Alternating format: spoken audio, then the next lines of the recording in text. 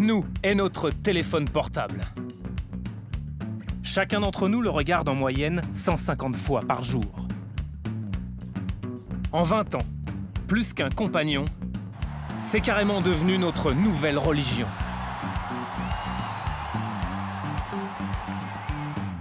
Dans le monde, il se vend 57 téléphones à la seconde, 1,8 milliard par an. Aujourd'hui sur la planète, il y a plus de portables que de brosses à dents. Oui, vous avez bien entendu. Les grands gagnants de cette révolution, les multinationales du téléphone portable. C'est la fête chez Apple. Nokia, Samsung, LG, Sony, Huawei, HTC. Mais face à ces empires économiques, nous, on s'est posé une question toute simple. Derrière le rêve, comment sont fabriqués nos téléphones? Et dans quelles conditions? Pour y répondre, on a bossé pendant 1 an. On a parcouru le monde pour savoir qui était à l'autre bout de la ligne. Et pour être honnête, ce que nous avons découvert nous a glacé le sang. En Chine, nous nous sommes fait embaucher dans l'une des usines qui fabriquent nos téléphones. Derrière ces masques, des dizaines d'enfants. Quand vous voyez les visages de ces enfants, qu'est-ce que ça produit chez vous? C'est honteux que quelque part, par notre ignorance, on a pu laisser faire ça. Nous avons aussi remonté la filière jusqu'aux matières premières. En Afrique, des hommes meurent pour alimenter nos portables en minerai. Allez, il fait hyper chaud.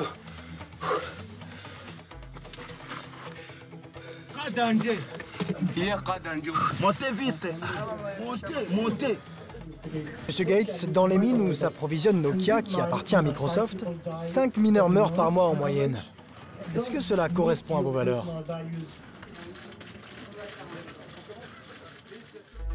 Allez, mettez votre portable en mode silencieux. Cash vous dévoile les secrets de sa fabrication. Les réponses sur la fabrication de nos téléphones, nous allons les trouver en Chine. C'est l'usine du monde. Une grande partie des téléphones vendus sur la planète est fabriquée ici.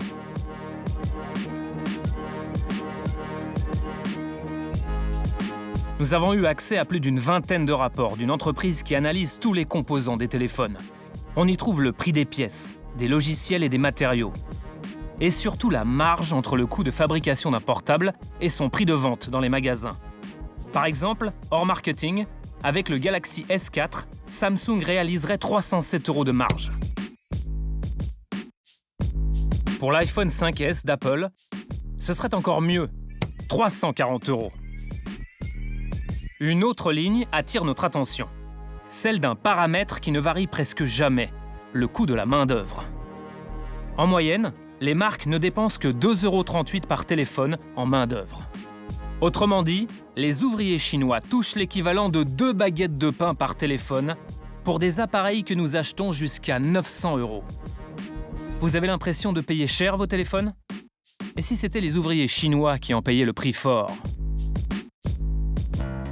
Pendant des semaines, nous avons demandé aux grandes marques de portables la liste de leurs fournisseurs, histoire de rencontrer ces ouvriers low cost et de connaître leurs conditions de travail.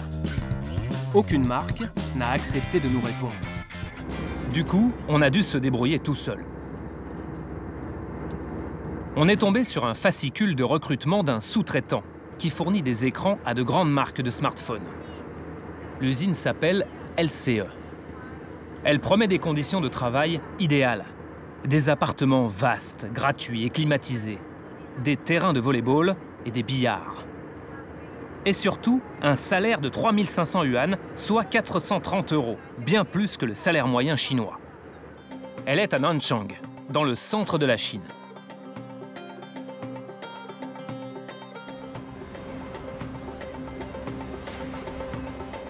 Nanchang, une ville agricole de 5 millions d'habitants, devenue en quelques années le nouveau réservoir de main-d'œuvre des entreprises high-tech.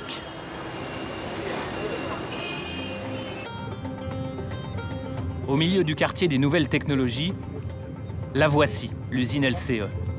l'usine du bonheur.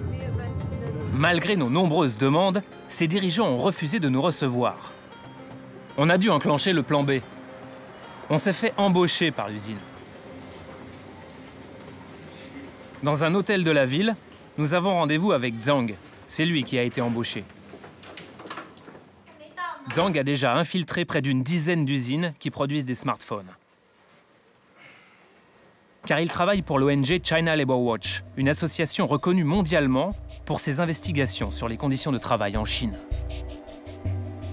Après 2 semaines dans l'usine LCE, il vient de démissionner. Il souhaite rester anonyme. Voici les images que j'ai tournées dans l'usine LCE.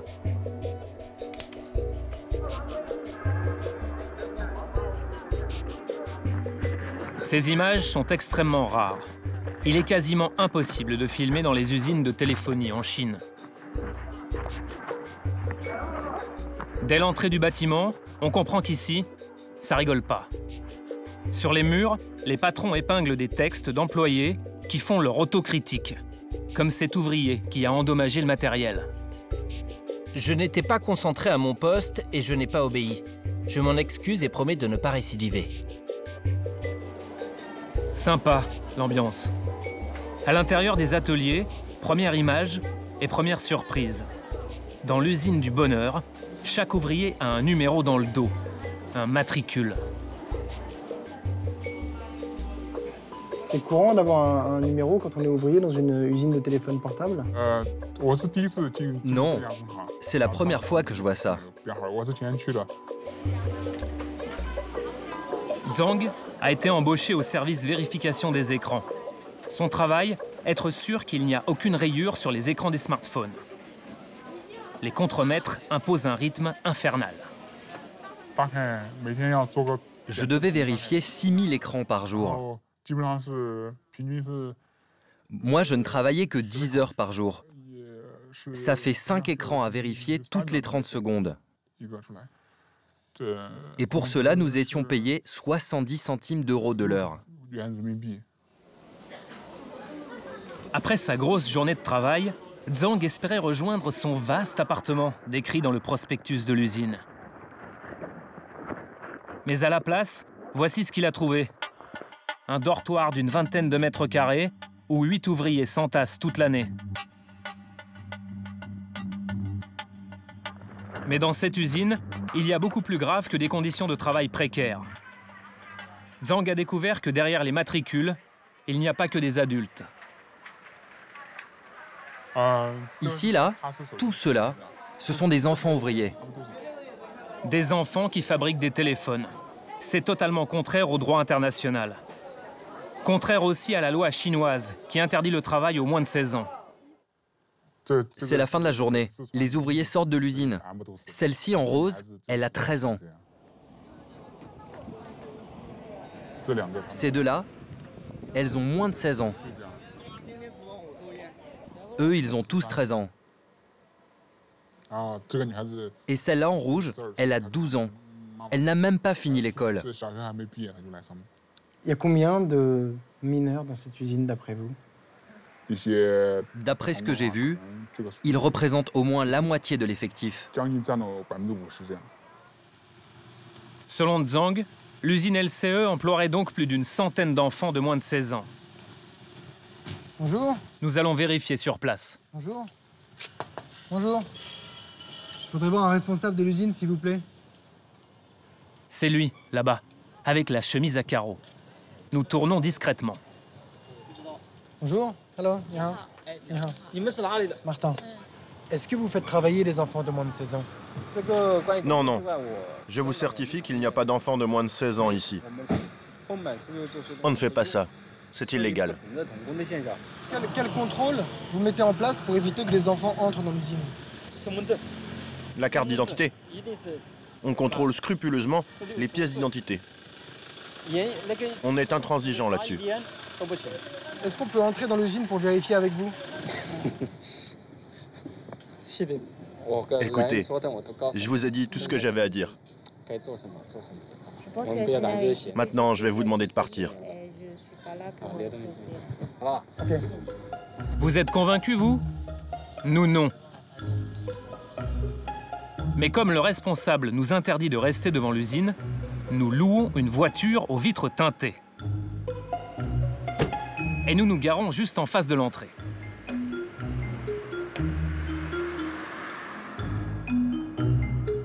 Nous tournons avec un objectif qui nous permet de zoomer sur les visages des ouvriers qui entrent et sortent du bâtiment.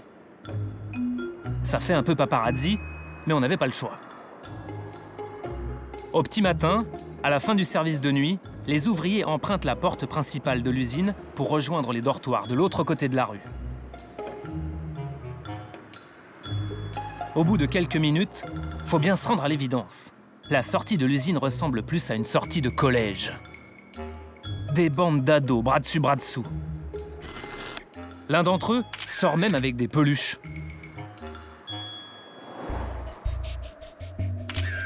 Et puis, à y regarder de plus près, des visages d'adolescents, voire d'enfants. Il y en a des dizaines.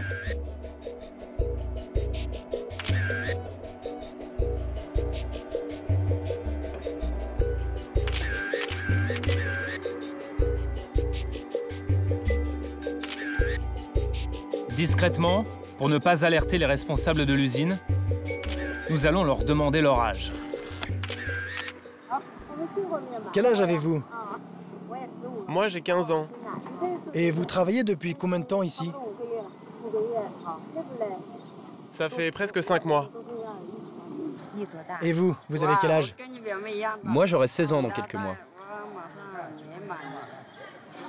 Vous travaillez depuis quand dans l'usine? Je travaille depuis 4 mois. Et ça vous plaît de travailler ici? Je suis fatigué.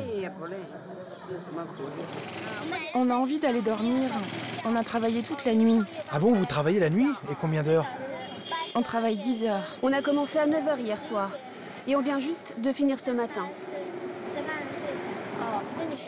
Nous croisons un groupe d'ouvriers plus âgés, bien au courant de la situation.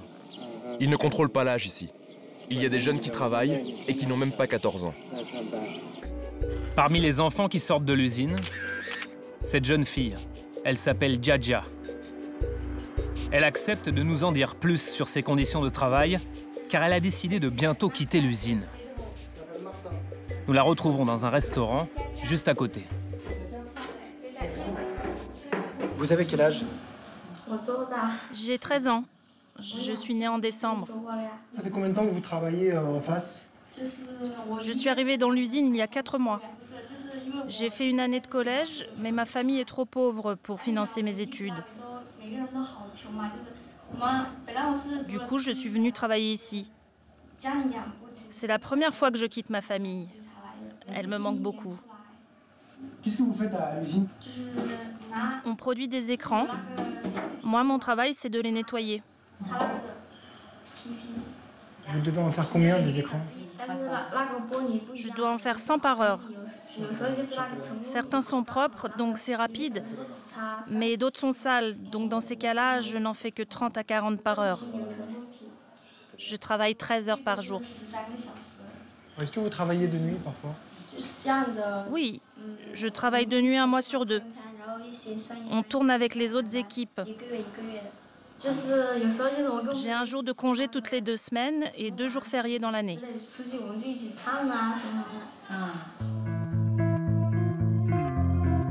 Pour ce travail de forçat, Jaja ne gagne en moyenne que 160 € par mois. Des enfants qui travaillent de nuit, jusqu'à 13 heures d'affilée, avec seulement 2 jours de congé par mois. Cette usine est totalement dans l'illégalité. Quels téléphones sont fabriqués dans ces conditions? Vous les connaissez sans doute, nous les achetons en France.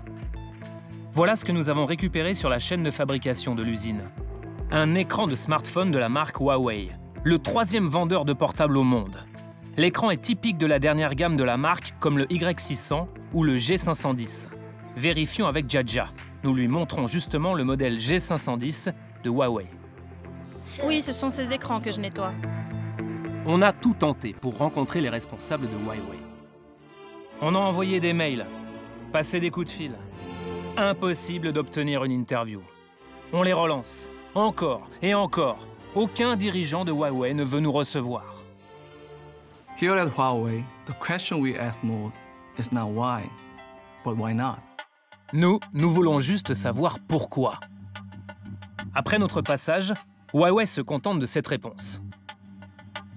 Nos fournisseurs doivent respecter notre charte qui interdit formellement le travail d'enfants. En cas de manquement à cette charte, nous prendrons les mesures nécessaires. Pas très curieux, Huawei. Dans sa réponse, la marque ne demande même pas le nom de l'usine. Ça serait pourtant utile pour prendre des mesures, non? Mais soyons justes, Huawei n'est pas la seule marque à travailler avec LCE, l'usine aux enfants. Lors de notre infiltration, nous avons récupéré cette liste de commandes de l'entreprise. Sur les seuls mois de mars et avril 2014, plus de 600 000 écrans ont été produits. La plupart fabriqués pour des grandes marques vendues en France. L'un des plus gros clients, c'est Tino. 76 400 écrans commandés en 2 mois seulement. Tino, ça ne vous dit rien? C'est une marque chinoise. Mais en France, ces téléphones sont vendus sous un nom bien plus connu, Wiko. Wiko, des portables à petit prix. Inconnue il y a quelques années, la marque est désormais le 2e vendeur de téléphones en France. Le siège de la marque est à Marseille. Il a fallu longtemps insister. Mais le directeur général de la marque accepte finalement de nous rencontrer. Wiko, première, à Marseille. On a découvert que cette usine faisait travailler des enfants, et notamment des enfants de 13 ans. On va regarder ensemble les visages de certains de ces enfants. Il y a Jia, par exemple, qu'on a filmé. On la regarde ensemble, elle a 13 ans. Il n'y a pas de doute possible. Quand on voit son visage, on ne peut pas se dire, non, elle a 18 ans ou 17 ans. On voit bien que c'est une très, très, très jeune adolescente. Quand vous voyez les visages de ces enfants, qu'est-ce que ça produit chez vous? J'ai une profonde émotion, ça m'émeut de voir ça. C'est honteux que quelque part, par notre ignorance, on a pu laisser faire ça, c'est dramatique. J'ai appris ça quand j'ai été contacté par vos équipes. Ça m'a profondément affecté. Ça m'a profondément secoué aussi parce que j'ai vu des reportages sur nos principaux concurrents qui effectivement travaillaient aussi avec la Chine et je pensais que peut-être un peu naïvement que nous, Wiko, nous étions un peu à l'abri de ça. Et à partir du 10 juin, le groupe a décidé de stopper toute relation commerciale avec cette usine-là. Donc à partir du 10 juin, le groupe avait arrêté de travailler avec cette usine LCE. Comment on a pu en arriver là? Est-ce que les autorités ferment les yeux? Est-ce que ça arrange tout le monde au final? J'ai du mal à répondre à cette question. C'est peut-être la course effrénée des fois du profit, de l'inconscience, de l'insouciance, de vieilles pratiques locales. Nous avons décidé d'intensifier ces contrôles. Je lui ai demandé d'augmenter la fréquence des visites et surtout des visites surprises. Je ne peux pas vous dire que je ne serai pas confronté à ce genre de problème à l'avenir. Ce que je peux vous garantir et ce sur quoi je m'engage, c'est de tout mettre en œuvre pour que ça ne se reproduise plus. Et nous vous garantissons de rester bien attentifs à la situation. Il faut reconnaître que les dirigeants de Wiko n'ont pas manqué l'appel. Une autre marque, elle, a totalement fui face à ses responsabilités. Alcatel One Touch, l'autre grand fabricant qui se fournit chez LCE, l'usine aux enfants. Alcatel One Touch, le 5e vendeur de téléphones au monde. Malgré nos nombreuses demandes auprès d'Alcatel One Touch, aucun mail, aucun courrier, aucun coup de téléphone, rien. À croire que chez eux, dès qu'on pointe le bout du nez, tout le monde se planque.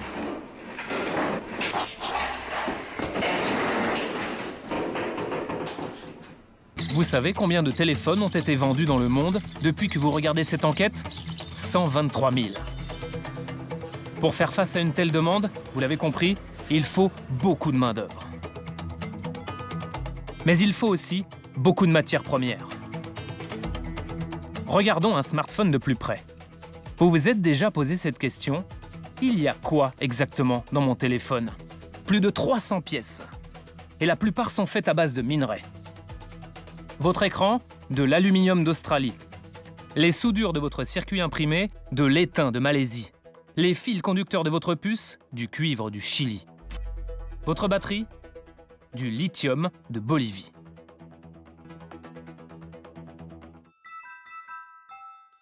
Parmi tous les éléments qui composent un portable, nous nous sommes intéressés à ce petit composant, les condensateurs en tantale.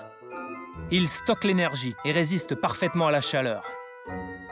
Lorsque votre téléphone s'éteint à cause de la batterie, c'est grâce au tantale si vous ne perdez pas vos données. Avec 3 condensateurs par smartphone, l'industrie du portable est l'un des gros consommateurs de tantale. 80% des réserves mondiales de ce minerai se trouvent en République démocratique du Congo. 6000 km plus tard, nous voici à Rubaya, dans le Nord Kivu. C'est ici que la grande majorité des marques de portables extrait l'indispensable tantale. Pourtant, à peine arrivé, on comprend tout de suite ce que ça veut dire de vivre dans le 2e pays le plus pauvre du monde. À Rubaya, pas de route, pas de réseau, pas d'électricité, pas d'eau potable, peu de nourriture. Et au milieu, coule une rivière, sans pont. Pourtant, la ville est adossée à une mine d'or, ou plutôt à une mine de tantale. Perchée, tout là-haut. Pour s'en rendre compte, il faut gravir la montagne. Et remonter le balai incessant des transporteurs de minerais.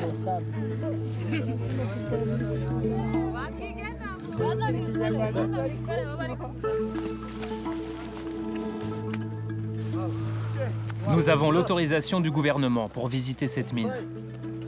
Mais sur place, les responsables ne l'entendent pas de cette oreille. Il faut aviser. Avant d'y arriver ici, il faut aviser pour être au public. Après 1 heure de discussion, nous sommes finalement autorisés à filmer. La voici, la mine de tantale. Ce sont ces trous dans lesquels les mineurs s'engouffrent. 3000 personnes travaillent ici jour et nuit. L'année dernière, 360 tonnes de tantale brut sont sorties de ces puits. Ici, le tantale brut, on appelle ça le coltan. Oui, je sais le coltan. Un sac de 40 kilos comme celui-ci se vend 600 € aux intermédiaires au sortir de la mine, mais jusqu'à 3500 € sur le marché international. Une richesse qui devrait profiter aux mineurs et surtout garantir des conditions de travail décentes. Pas vraiment. Comment c'est le travail? C'est très dur, vraiment très dur. Moi, je viens ici uniquement pour survivre. Depuis quand travaillez-vous ici? Depuis 3 mois. Et c'en est déjà trop. Est-ce que c'est dangereux? Oui, c'est très dangereux. Pour savoir de quel danger il s'agit, il faut s'enfoncer dans les profondeurs des puits.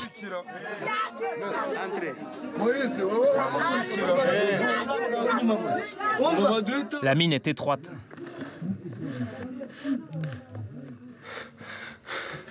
Plus on descend, plus l'oxygène se fait rare.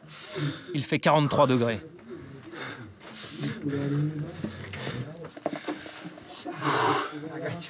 Quasiment. Regardez, il fait hyper chaud. 30 mètres plus bas, au bout du boyau, les creuseurs de coltan.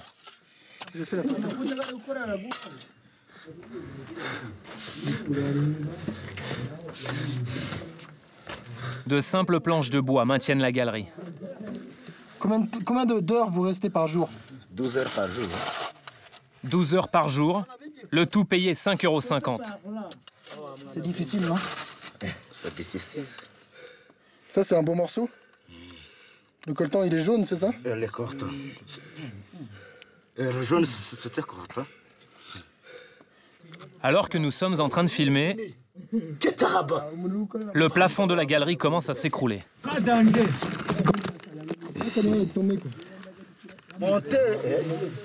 Montez vite. Kadanje. Montez vite. Montez, montez. Hier, Kadanje, on peut rentrer.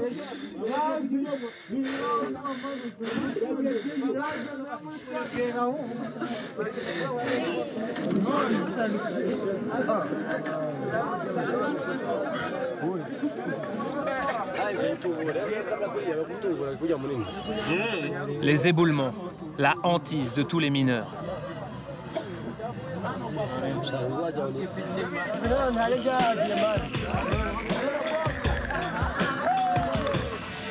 Les responsables de la mine nous suivent partout. Impossible d'avoir plus d'infos ici sur les accidents. C'est en bas de la vallée que nous allons faire une découverte. À l'hôpital local, construit par une ONG. 60 lits, une seule table d'opération. Avec les moyens du bord, Giulio Carvisperi gère l'urgence au quotidien depuis 2 ans. Cet Italien de 63 ans, c'est le genre de monsieur qui vous réconcilie avec l'humanité. Parmi les patients, ce jour-là, ce mineur de coltan qui se remet à peine d'un accident. J'étais dans la mine quand il y a eu un éboulement. Je me suis cassé la jambe, là, juste ici.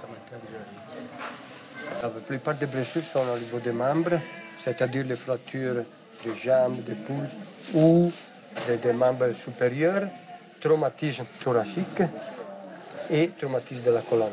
Parfois des blessures ou une commotion cérébrale. Les mineurs accidentés représentent la moitié des patients de l'hôpital. 50 cas par mois en moyenne.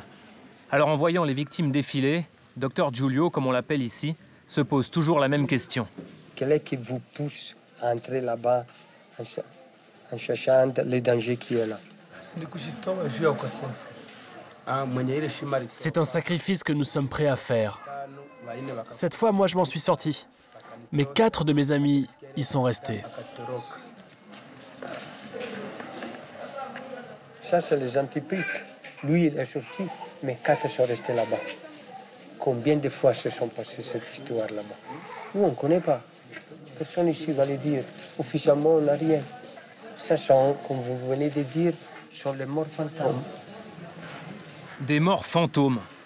Dr Giulio voit bien passer des centaines de mineurs blessés, oui, mais jamais de corps. Pourquoi?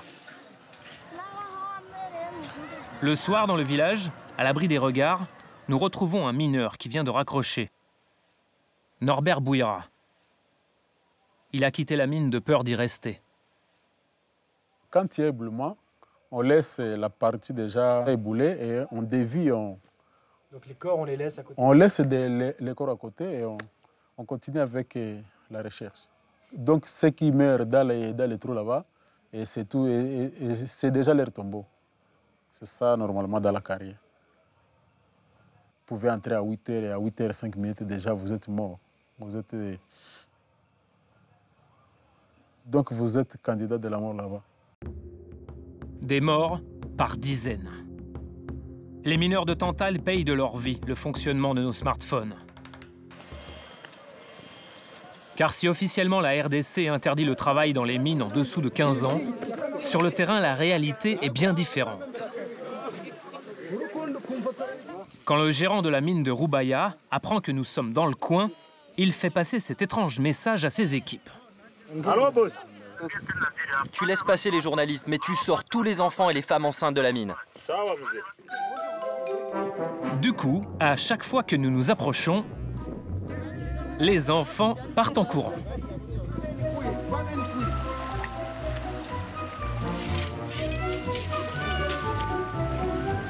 Parfois, c'est même le jeu du chat et de la souris.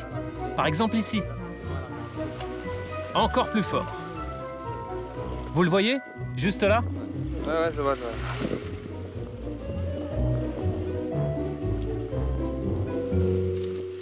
Sur place, l'un de nos contacts a pu prendre cette photo, juste avant notre arrivée.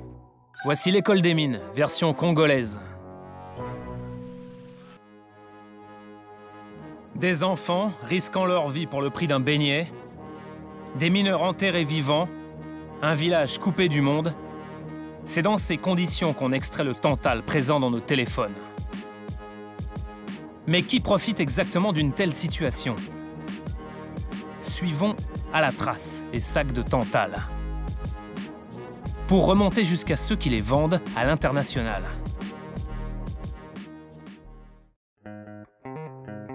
La grande majorité des mines de Roubaïa appartient à une même entreprise, MHI. On a quand même voulu savoir quelle entreprise achetait du tantal à MHI. Au moins une le reconnaît, la firme américaine AVX. Dans ce communiqué de presse de mars 2014, AVX indique que sa chaîne d'approvisionnement inclut la mine de MHI qui la fournit en tantal.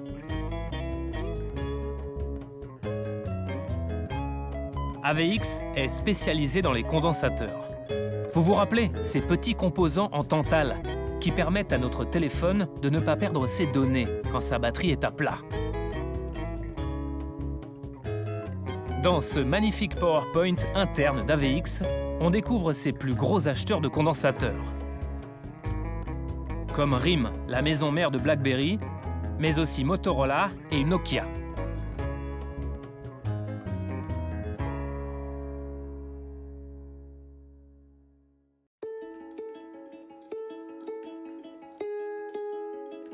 Depuis notre tournage, selon nos informations, au moins 8 hommes sont morts dans les mines. Nokia nous avait promis de nous répondre sur le fond. À la place, on a reçu cet email de la direction Monde de Nokia. Nous prenons vos allégations très au sérieux. Même si nous n'achetons pas directement du tantal et des minerais, nous nous engageons à travailler avec des fournisseurs responsables. Nous continuerons à améliorer la sécurité au travail et le bien-être de tous nos employés. Nokia ne demandait aucune précision sur nos informations, comme le nom des victimes ou les lieux exacts des éboulements à Roubaïa. Il ne nous restait plus qu'une solution: Bill Gates. Car Nokia appartient désormais à Microsoft, la multinationale fondée par le milliardaire. L'homme le plus riche du monde n'est plus aux manettes, mais il siège toujours au conseil d'administration de Microsoft. Il en détient 330 millions d'actions. Le businessman est devenu philanthrope. À travers sa fondation, il aide les populations les plus pauvres, notamment en Afrique.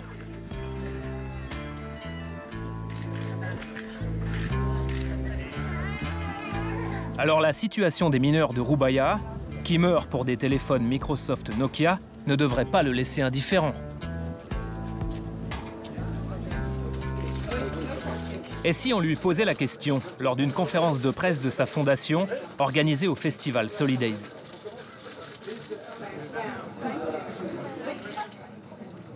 Une question. Monsieur Gates, nous avons enquêté ces 9 derniers mois sur la chaîne de production de Nokia qui appartient à Microsoft. Comme vous le savez, Nokia utilise des minerais qui proviennent d'une mine de République démocratique du Congo. Dans cette mine, nous avons constaté du travail d'enfants. 5 mineurs meurent par mois en moyenne. Voici ma question, Monsieur Gates. Est-ce que cela correspond à vos valeurs? Et comment une entreprise aussi riche que Microsoft peut-elle laisser passer une telle situation? Ok, I'm sorry, but nous sommes ici pour parler de la fondation et pas de Microsoft. Je suis désolé d'insister, Monsieur Gates, c'est un sujet sérieux. Notre question est vraiment importante. Je ne suis plus un employé de Microsoft. Je suis désolé. Mais vous siégez toujours au conseil d'administration. Je suis désolée, mais c'est une conférence de presse sur la fondation de M. Gates. Et sur Une question?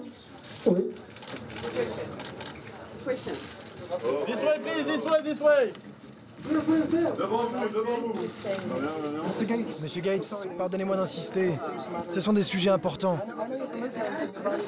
Nous souhaitons vraiment une réponse. Vous commencez à comprendre comment fonctionnent ces grandes multinationales du smartphone? Leur business est si florissant qu'elles tournent facilement le dos aux questions embarrassantes. Au cours de cette enquête, une autre grande marque n'a pas arrêté de nous tourner le dos. Pourtant, elle s'affiche partout sur la planète. Samsung, le premier vendeur de téléphones au monde. 300 millions de smartphones écoulés l'an dernier. Mais c'est aussi la marque la plus critiquée par les ONG. Car malgré les controverses, la multinationale semble ne pas changer ses pratiques. Récemment, China Labour Watch a publié 7 rapports dénonçant les conditions de travail indignes des sous-traitants de Samsung. À chaque fois, Samsung annonce des audits, mais ne trouverait rien. Pour le directeur de China Labour Watch, la raison est simple. Les sous-traitants seraient prévenus à l'avance des contrôles. Samsung pourrait trouver les enfants ou enquêter sur les mauvaises conditions de travail chez ses fournisseurs. Mais ils ne veulent tout simplement pas le faire. C'est un cercle vicieux. S'ils faisaient leurs audits correctement, ils seraient obligés d'améliorer les conditions de travail. Et s'ils améliorent les conditions de travail, ça augmente le coût de production. Alors pour faire des économies, c'est évident qu'ils ne veulent pas pousser les enquêtes à fond. Ils n'ont aucun intérêt à le faire. China Labour Watch n'est pas seul à pointer du doigt le fabricant de smartphones. Sur la planète Samsung, les affaires et les polémiques se multiplient comme des petits portables. Au Brésil, 2000 ouvriers de la marque souffrent de problèmes de santé dus à leur rythme de travail infernal. C'est l'État qui porte plainte. Le ministère du Travail réclame 83 millions d'euros de dommages à Samsung pour violation du Code du travail. En Angleterre, une célèbre ONG de défense des consommateurs classe Samsung parmi les marques de téléphones les moins éthiques du monde, derrière ses principaux concurrents. Sa note, 4 sur 20. En France, 2 associations portent plainte contre Samsung. Elles reprochent à la marque de tromper les consommateurs en mettant en avant des engagements éthiques qu'elle ne respecte pas.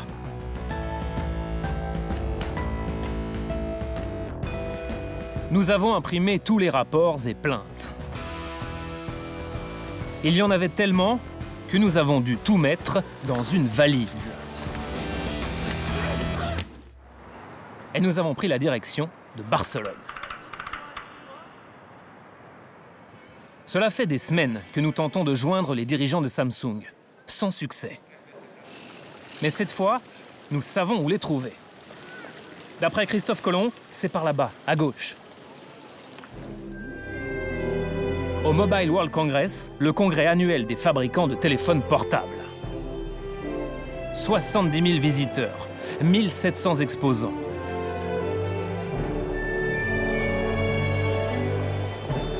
Mais cette année, l'acteur le plus attendu sur le tapis rouge, c'est bien sûr le séduisant Galaxy S5, le nouveau modèle de Samsung. Il doit être dévoilé ce soir en avant-première.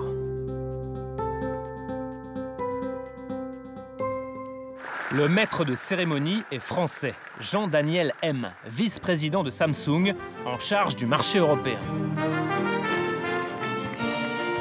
It's a pleasure to be with you again. Improving human life is at the heart of Samsung. We are so proud of the fact our smartphones positively impact everyday lives. And as Jekishin mentioned, continuing to be the choice for our customers is our #1 consideration. Thank you all for joining us tonight. It's been a pleasure. Fin de la conférence. On passe tout de suite une tête derrière la scène. Pardon pour la musique un peu forte, mais c'est le moment ou jamais. Ah, bonjour monsieur M, je voulais vous parler. Élise Lucet, France Télévisions. Bonjour, je voulais vous parler. Non. Élise Lucet, parce que j'ai regardé tout le show, là, c'était très intéressant. Merci. Je voulais vous remettre ces documents-là.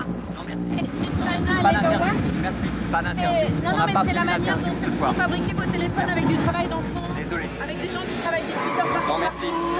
avec des gens qui n'ont que 3 $ de salaire. On va laisser, je vous entends pas bien, on va laisser terminer le show. Oui, mais parce qu'en fait, c'est très difficile d'avoir accès à vous, donc je voulais vraiment vous poser des questions. On a un service de presse qui pourra très bien vous répondre. On les a sollicités, mais c'est très difficile. Et comme vous parlez français, je voulais vous poser des questions. Je suis sûr qu'ils reviendront Ça vers vous vous. pose problème, j'imagine, que des téléphones Samsung soient fabriqués par des enfants. Ça vous pose un s'il problème, vous plaît. j'imagine. Non, mais On n'a pas prévu d'interview sur 864 aucun pages. autre sujet que Il y a des- les téléphones ce soir. Florence 864 pages, il y a des Florence. rapports, il y a des plaintes connaissez aussi qui Florence sont... Oui, bien sûr. Bien sûr, oui, mais c'est vous qui m'intéressez. J'en suis ravi. J'en suis ravi, mais Il y a 864 pages de rapports, des plaintes qui sont déposées en Chine, qui sont déposées au Brésil. Ouais, vous n'attendez pas à ce genre de questions, en fait. Jamais. Ni aujourd'hui, ni demain, ni jamais, j'imagine. Merci, madame. Merci. Merci, en tout cas. Merci.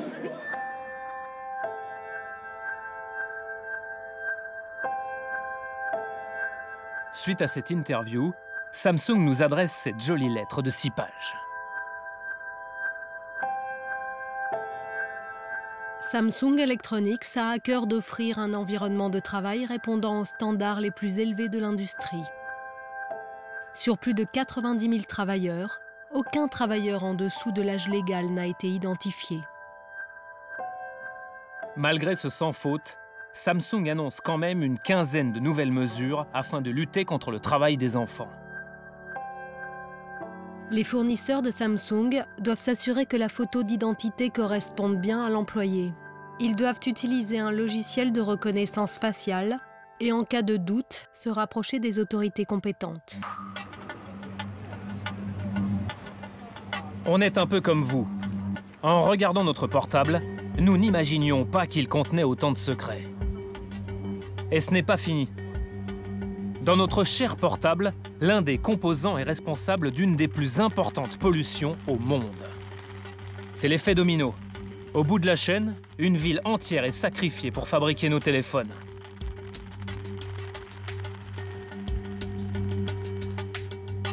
C'est cette photo d'un journaliste australien qui nous a mis sur la piste. Pour comprendre, ouvrons une dernière fois le capot de notre téléphone. Parmi les éléments indispensables pour faire fonctionner notre smartphone, les aimants.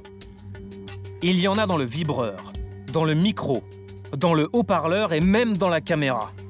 Une dizaine en tout dans chaque portable. Ces aimants sont faits à base de néodyme, l'élément chimique le plus magnétique du monde. La plus grande mine de néodyme se trouve dans la région de Baotou, dans le nord de la Chine, à la frontière de la Mongolie.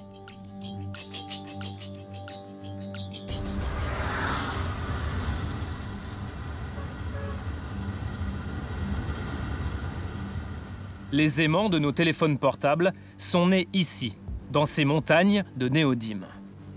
97% de la production mondiale. Mais cet Eldorado a un prix.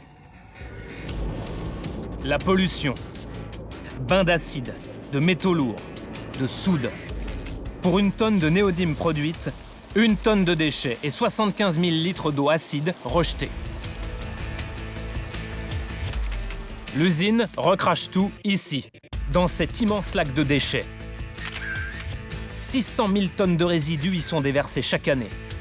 Le lac s'étend sur 11 km², l'équivalent de Saint-Tropez. Le soleil en moins, la radioactivité en plus. Car d'après ce document interne de l'Agence internationale de l'énergie atomique, la zone est fortement radioactive. La faute aux déchets chimiques qui libèrent la radioactivité.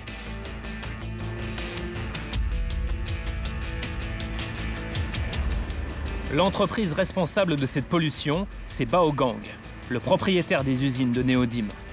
Ses dirigeants ont refusé toutes nos demandes d'interview. Nous nous rendons dans cette zone rouge, la zone contaminée.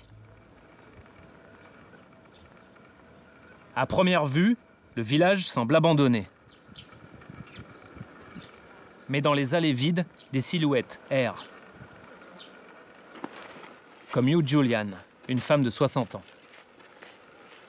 Il y avait combien de personnes ici avant? On était 4000.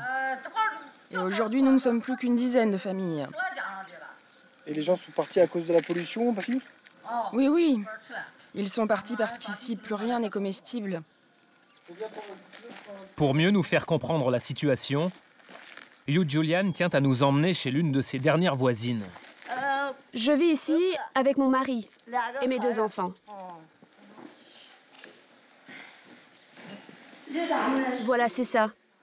C'est l'eau que nous buvons.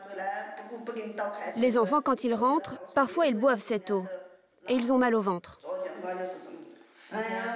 Il y a beaucoup de cancers ici. Beaucoup de gens sont malades à cause de cette eau. La plupart des villageois meurent avant 40 ans. Zhu Kuing aimerait bien partir, bien sûr. Mais elle n'en a pas les moyens. En attendant, elle est obligée de se servir de l'eau du robinet. L'un des villageois nous indique un puits où nous pouvons accéder à la nappe phréatique. Le puits est là-bas, près de l'arbre. Problème. Le puits est à 300 mètres du lac de déchets de Baogang. Là où nous nous sommes fait arrêter la veille. Sur chaque poteau, une caméra. En tout, près d'une centaine quadrillent la zone. Il y a même un mirador.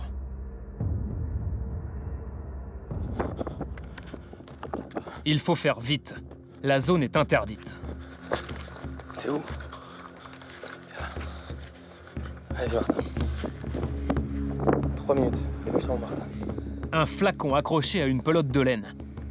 Ça fait un peu MacGyver, mais c'est tout ce qu'on a trouvé sur place. Au bout de quelques minutes, nous remontons un peu d'eau du puits. Parfait. Allez, go. Allez, on se barre. Cette fois, pas d'arrestation.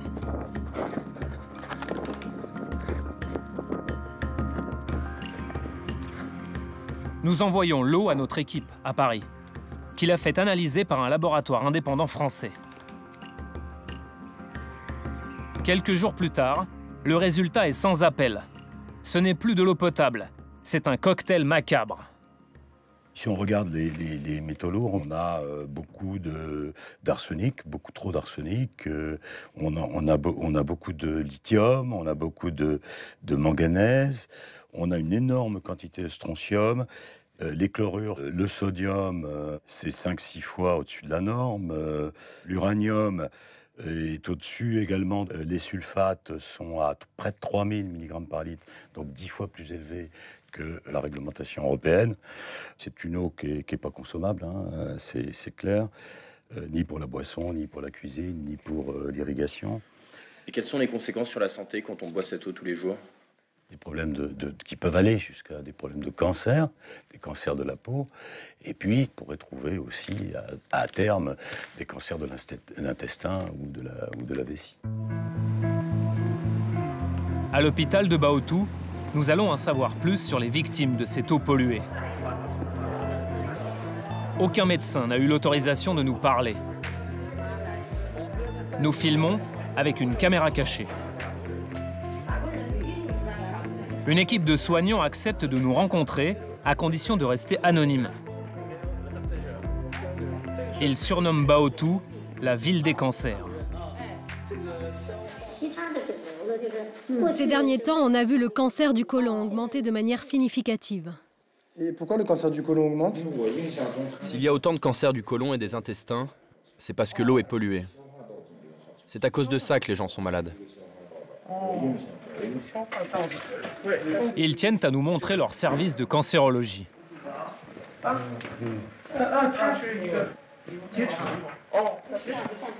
Cette femme a un cancer de l'appareil digestif. Nous traitons 700 à 800 patients, mais nous n'avons que 200 lits. Ici, 98% des patients sont traités pour des cancers. Quand les malades viennent nous voir, la plupart du temps, ils sont déjà en phase terminale. Il est déjà trop tard pour les soigner. Pour eux, pas de doute. La pollution des usines Baogang tue à petit feu la ville de Baotou. Il n'existe aucune étude épidémiologique. Les médecins, eux, parlent de plusieurs centaines de victimes. Mais chut, silence sur la ligne. Les autorités ne veulent pas ébruiter la situation. Le business avec les marques de smartphones pourrait en pâtir. Alors que nous sortons de l'hôpital, nous sommes arrêtés par les services de sécurité du territoire chinois. Nous tournons discrètement. Cette fois, si nous voulons repartir, nous devons signer cette lettre où nous nous engageons à ne pas réaliser de reportage sur Baogang ou sur le lac de déchets. Si je diffuse ces images, qui va me faire un procès? La Chine? Pour s'assurer que rien ne sera diffusé, la police confisque aussi nos images. Pour tout vous dire, on avait prévu le coup. On a eu le temps de cacher la carte mémoire qui contient nos vraies images, et à la place, on leur a donné une autre carte, spécialement prévue pour l'occasion. Voici ce que les policiers chinois ont récupéré.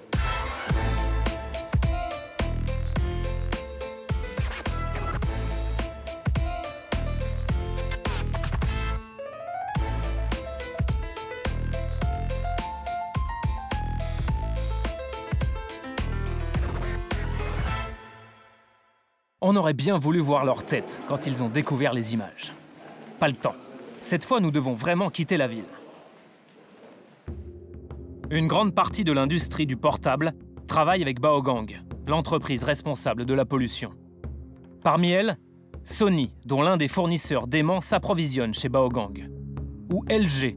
La marque sud-coréenne a carrément signé un partenariat avec Baogang. Ces deux géants du smartphone sont-ils au courant des problèmes de pollution? Et que font-ils pour y remédier? Les deux marques refusent de nous répondre en interview. Par mail, drôle de coïncidence, elles emploient la même formule. Même si Baogang n'est pas l'un de nos fournisseurs directs, il y a une possibilité que du néodyme de cette entreprise soit présent dans nos appareils. Nous prenons vos allégations très au sérieux et enquêtons en interne pour en savoir plus. Malgré nos relances, nous n'avons pas eu accès aux résultats de cette enquête.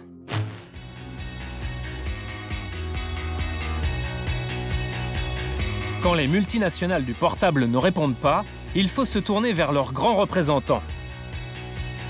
Digital Europe, le lobby européen des fabricants de téléphones.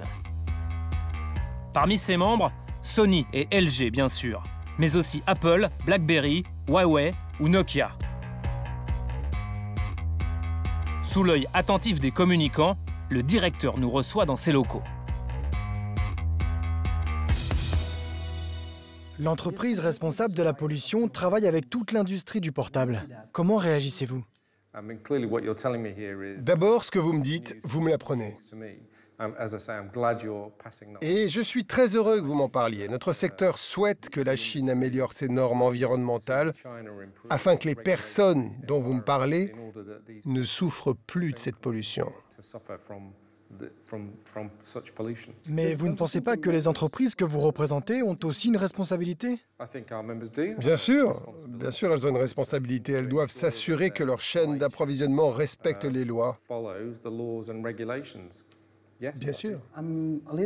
C'est étonnant qu'aucun des fabricants de portables n'ait accepté de nous répondre. Comment vous l'expliquez? Nous avons les preuves qu'ils travaillent avec l'entreprise chinoise responsable de la pollution. Nous savons qu'ils savent ce qu'il se passe là-bas et personne ne nous répond. Écoutez, j'espère qu'au moins vous apprécierez le fait que moi, je réponde et que je sois prêt à m'engager au nom du secteur sur le problème que vous soulevez. Vous la boiriez, vous, cette eau? Non, je ne la boirai pas, non. Eh bien, eux, ça fait 20 ans qu'ils la boivent. Depuis cette interview, aucune marque de téléphone n'a cessé de travailler avec Baogang, l'entreprise responsable de la pollution.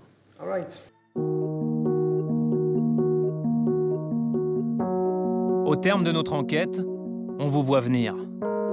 Et on fait quoi maintenant? Comment faire changer l'industrie du portable? On n'a pas la réponse, mais en revanche, on a de l'espoir. Dans les années 90, vous vous souvenez des scandales sur les conditions de travail dans les usines de basket? Des enfants sur les chaînes, de la pollution, des multinationales irresponsables. Ça ne vous rappelle rien? Face à la mobilisation des consommateurs, les grandes marques de basket ont dû tout changer et revoir leur chaîne d'approvisionnement. Elles ont aujourd'hui les codes de conduite parmi les plus stricts du monde. Bien sûr, ce n'est pas parfait, mais c'est déjà beaucoup mieux. Dans le secteur du smartphone, des initiatives commencent déjà à apparaître, comme Fairphone, une entreprise hollandaise qui propose un téléphone équitable au prix du marché.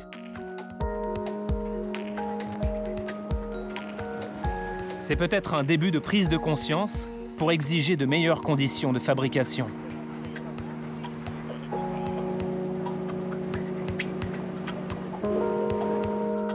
Alors ce soir, en éteignant nos smartphones, une question. Et si une partie de la solution était entre nos mains ?